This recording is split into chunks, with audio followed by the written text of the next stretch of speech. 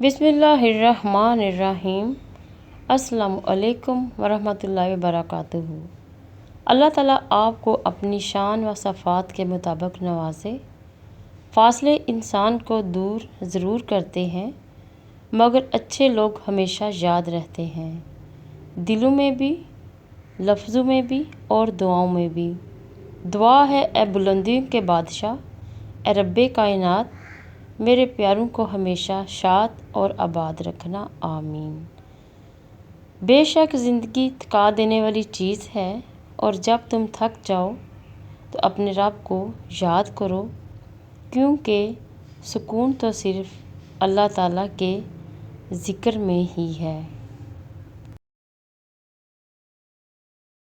فرمان مصطفیٰ صلی اللہ علیہ وآلہ وسلم، جو مجھ پر جمعہ کی رات یا جمعہ کے دن ایک بار درود پاک پڑھتا ہے، اللہ تعالیٰ اس کی 100 آخری حاجات اور 30 دنیاوی حاجات پوری فرماتا ہے، اور میرے پاس ایک فرشتہ بھیجتا ہے جو میری قبر میں داخل ہو کر مجھے اس درود پڑھنے والے کے نام، نسب اور خاندان کے متعلق بتاتا ہے، پھر میں اسے اپنے پاس سفید صحیفے میں محفوظ کر لیتا ہوں۔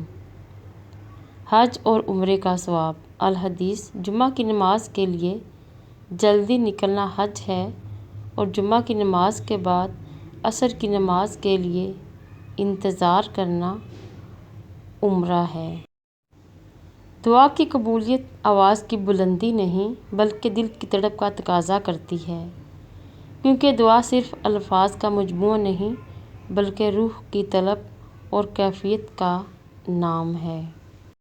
فرمان مصطفیٰ صلی اللہ علیہ وآلہ وسلم، جو جمعہ کے دن یا جمعہ کی رات میں مرے گا اسے عذاب قبر سے بچا لیا جائے گا، اور قیامت کے دن اس طرح آئے گا کہ اس پر شہیدوں کی مہر ہوگی۔ جمعہ مبارک۔